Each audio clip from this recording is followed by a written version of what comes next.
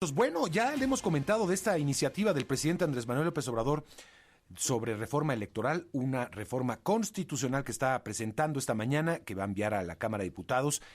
Y todo esto en medio de lo que ha pasado en el Congreso. En los últimos días, cosas muy positivas, como creo que es la creación de este organismo para la búsqueda de personas, para la identificación de cuerpos en esta crisis forense que tenemos en el país. Creo que muy positivo, una reforma que pasa unánime y muy positiva. Pero venimos también de un proceso muy complicado en el Congreso, de donde pues la oposición no permitió que pase la reforma eléctrica del presidente López Obrador. Ya lo sabía Morena que no iba a pasar, y aún así, ya nos lo dijo aquí el propio Mario Delgado, sabíamos que no iba a pasar, y el ejercicio era exhibir a quienes iban a votar en contra. Y todo lo que ha pasado, es decir, exhibirlos, pero llamarlos traidores a la patria. Hay encuestas interesantísimas donde la mayoría de la población mexicana no está de acuerdo en utilizar ese tipo de términos en contra de los opositores, traidores. Ayer presentaba el Financiero una encuesta muy interesante donde más del 60% rechaza este tipo de términos que se usan en la política, pero que van más allá después. Bueno, vamos a hablar de todo esto con el diputado panista Santiago Krill Miranda. Es un gusto saludarte, diputado, bienvenido. Mauricio, muy buenos días, muchas gracias por la invitación. Oye, Santiago, primero vamos, Mario, si te parece, perdóname, no te preocupes, si te parece, comencemos con esto que acaba de presentar el presidente, una reforma electoral, una nueva reforma constitucional. Conoces bien la materia electoral, tú formaste parte del Instituto Federal Electoral, aquel primer esfuerzo. No sé si ya tuviste oportunidad de verla, pero ¿cuál es tu primera impresión? Mira, mi primera impresión es que la forma como se presente y como exprese en su presentación va a ser fundamental para simplemente entrar en materia, porque otra vez, si es una reforma que no se le va a mover una sola coma, como fue presentada la reforma eléctrica, y como Claro. lo reiteró el presidente durante 7 meses, pues entonces no hay diálogo posible y será rechazada tal cual.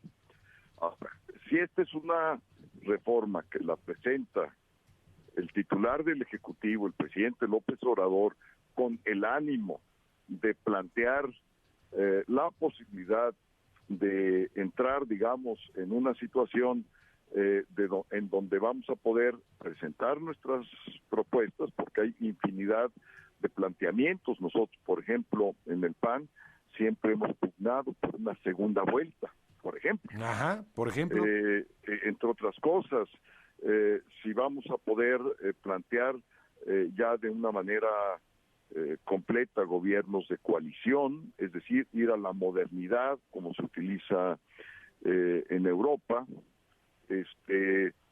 Si vamos a restringir verdaderamente el gasto a lo estrictamente necesario en las campañas políticas y vamos a asegurarnos que sea transparente todos los recursos y que el gobierno no utilice los recursos públicos para que aparezcan, como sucedió en la revocación, espectaculares por todo el país, que nadie supo quién los pagó, que nadie supo cuál fue el origen de esos recursos, pues entonces, digamos, no estaríamos nosotros interesados. Entonces, mucho va a depender de la forma en la cual se presente, de la apertura y sobre todo también la política es de ida y regreso, es decir, van a aceptar nuestras propuestas, las van a analizar con cuidado y además van a estar dispuestos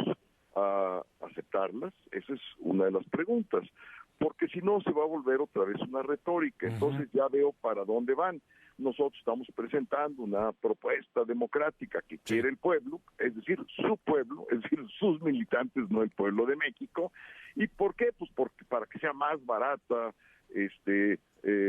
los procesos electorales, para que cuesten menos y para que sea totalmente democrático el INE y elijamos a los consejeros ciudadanos. Pues no, digo, en eso desde ahora te digo que no estamos de acuerdo. Pero si es, digamos, populismo puro para campañas y para tratar de tener un posicionamiento político electoral, pues no vamos a entrar en ese juego nosotros porque pues no le hace bien al país, vuelve a polarizar y además no vamos a estar discutiendo cuestiones que pues no tienen ningún sentido, como la elección de los consejeros ciudadanos, pues si no son políticos, exactamente no queremos que entren en el juego de la política, en el juego que deben de entrar los partidos son los instrumentos de la representación nacional. ¿Cómo va a hacer campaña un consejero ciudadano solo en todo el país? ¿Cómo? Sí, ¿De claro. qué manera? ¿Cómo se va a ayudar? Me explico cómo se va, digamos, los gastos. Va a tener que utilizar los instrumentos que tienen los partidos, las redes, las plataformas, todas las organizaciones territoriales que tenemos los partidos. Sí, sería una elección, un proceso electoral, prácticamente. Electoral, y entonces eso va a partidizar a cada uno de los consejeros electorales.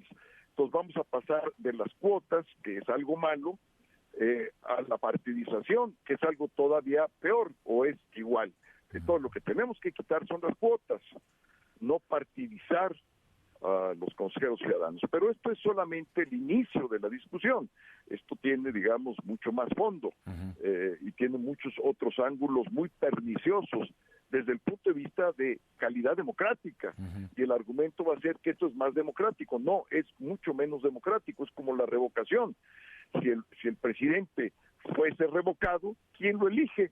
Pues lo elige la élite del Congreso, y vamos a tener un presidente no legítimo de las urnas por 3 años. Entonces no mejoramos en nuestra calidad democrática con esa revocación como está diseñada, no vamos a mejorar la calidad de nuestra democracia eligiendo a los consejeros del Consejo General del INE, pero podemos extraer quizá algunas propuestas siempre y cuando algunas de las nuestras se tomen en cuenta y a lo mejor podemos reordenar en conceptos más modernos, más acordes con el siglo XXI. Sí, por ejemplo, el voto electrónico que se está proponiendo, ¿no? Por ejemplo, esa es una buena propuesta, creo que se puede garantizar transparencia, certidumbre, ya con las herramientas electrónicas que hay. Por ejemplo, y de la desaparición de los OPLES, de los organismos, federalizar más el proceso. Santiago. Mira, yo creo que eso es algo que sí se puede, digamos, considerar. Yo creo que es algo correcto. Si tenemos, digamos, organismos espejo que van repitiendo funciones del organismo nacional o federal, yo creo que esto es algo que sí se puede. Pero mira, hay cosas mucho más importantes que esa, Mario. Mira, por ejemplo, en la elección pasada observamos la intervención del crimen organizado clarísimamente en varios procesos electorales y en varios estados. ¿Qué dice esa reforma respecto de esto? Por ejemplo, ¿qué dice cuando no puedes entrar a una región o cuando tus candidatos no pueden hacer campañas o cuando el crimen organizado toma control de las casillas electorales, votan como quieren y esos resultados valen? No, pues no pueden valer. Claro. A ver, no hay condiciones para hacer un proceso. A ver, mira, para irnos, digamos, ya al grano de las cosas y a lo importante. El gran problema que tenemos en el país, el crimen organizado, de ahí surgen alrededor del 80% de los delitos que se cometen, de los homicidios violentos, y tenemos al día de hoy 118,000 homicidios violentos en el tercer año de gobierno del presidente López Obrador. Es el problema de la violencia. ¿Lo aborda o no lo aborda esta reforma electoral? Porque si no lo aborda, pues entonces no estamos centrando la problemática en lo que es verdaderamente el problema. Lo que más ahorita ataca a la democracia, lo que más la amenaza es el crimen organizado, Mario.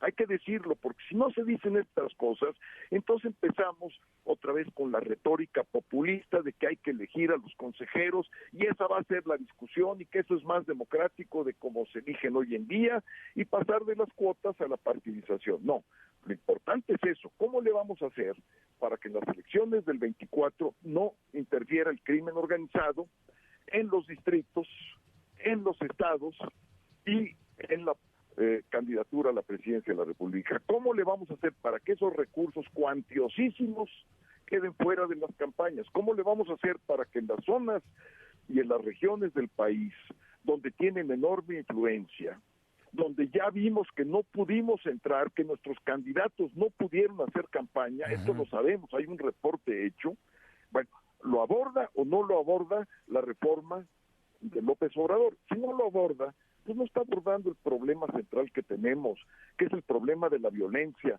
es el problema de la inseguridad, Mario. Entonces, fuera de retóricas, hay que abordar los problemas y darle solución.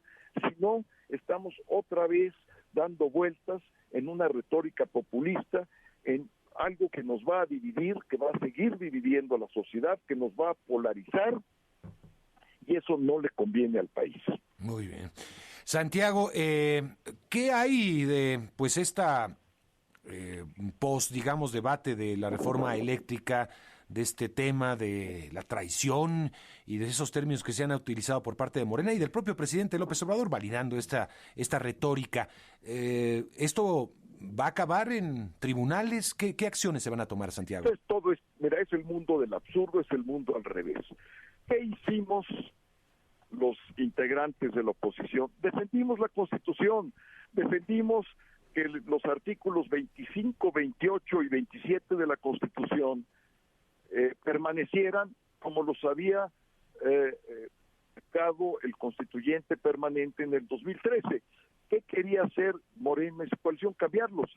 Y no tuvo los votos para constituirse en constituyente permanente, que es el órgano que cambia la Constitución. Entonces se enojaron y en vez de razonar su enojo y en vez con madurez democrática aceptarlo, se enojaron y empezaron los insultos. Y entonces profirieron todo tipo de insultos a la oposición, y con esos insultos, por cierto, quieren presentar una nueva reforma constitucional. Pues así no se hace la política. Si la quieren hacer ellos de esa manera, pues es la antipolítica, porque es la política del no diálogo, es la política del insulto, es la política de la polarización, es la política que divide al país. La política debe de unir, de generar un sentido de coincidencias, de un camino común, y claro, respetando nuestras diferencias. ¿Con qué? Pues con el valor de la tolerancia, es un valor fundamental de la democracia. Entonces, en consecuencia, Mario, este discurso de odio, que es un discurso que ha aparecido en la historia de muchos pueblos, y más o menos recientemente, las famosas listas de proscritos por el régimen, de los que están en contra del régimen, pues lo hemos visto, y ya son rasgos fascistoides, muy peligrosos, porque al exhibir a alguien de esa manera, para cierto grupo de la sociedad, puede creérselo, y al creérselo, entonces puede estar en riesgo inclusive la integridad y la vida y las propiedades de algunas de las personas que están exhibidas en las listas, y que los militantes,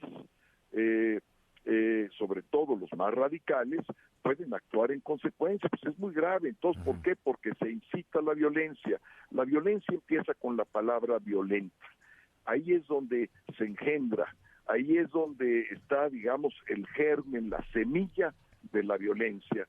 Esa violencia de palabra que se traduce después en violencia física. Bueno, pues esperemos que eso no llegue a suceder. Santiago, te agradezco mucho, diputado, por estar con nosotros aquí en Enfoque. Mario. Gracias, hasta pronto. Y bueno, tenemos ya una reacción de lo que ha sido esta presentación hoy, que va a llegar a la Cámara de Diputados como iniciativa del presidente Andrés Manuel López Obrador sobre reforma electoral.